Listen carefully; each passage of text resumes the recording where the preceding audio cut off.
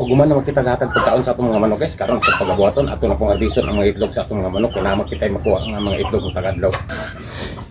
Kiring 5 kabuk mayo na to sa pagkuha guys. Sigurado gyapon kakuha kita karon og usa ka tray. O 5 kabuk diri. Ato i-file na to. Ire ato ang gidala nga tray.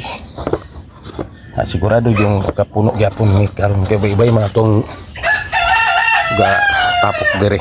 Oh, gyapon diri kilid do.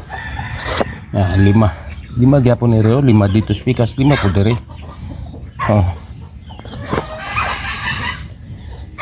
Oh. Diri guys. Ato na to spikas kilid. Jair si iskina. Una na to ang iskina. Doon na po ay 8 kabuk dere. Kini atong mga manok guys mag tapok-tapok ra kini pag itlog, magluon ra kini sila kay wala man kita itloganan jud nga gigama kanila. Kay kung magama kita itloganan kanila ila ra man kining hugaw-hugawan, ilang ithan.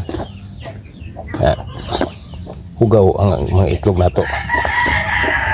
Oh, mo na siya tulo ka lier atau luka linya sa tuang tree ug gyapon ere do ga kalikod ere guys ja ay unom ug ere tulo ug gyapon ere jay upat siguro yung makapuno ni ato sa unahon ere.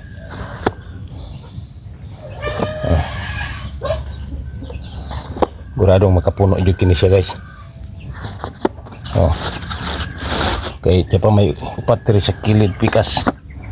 Dugol-dugol ra ni sila. Kay magluon-luon naman kina tong mga manok og itlog.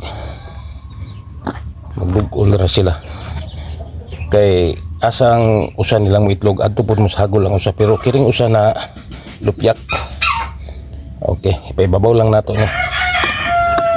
Kay nigo ra gani mga gay nga butang. Oh, bawo na to yung upat. Sigurado jud puno jud. Oh. Puno jud siya guys. Kay upat ka buko. Upat po rin bakante. Kapin unta siya og usa. Pero na lupyak man usa. Mao ni siya guys ang atong nakuha siya ron no kapin og usa ka box sa usa ka tray pero lupyak ning usa pero okay lang ano itong harvest karon adlaw.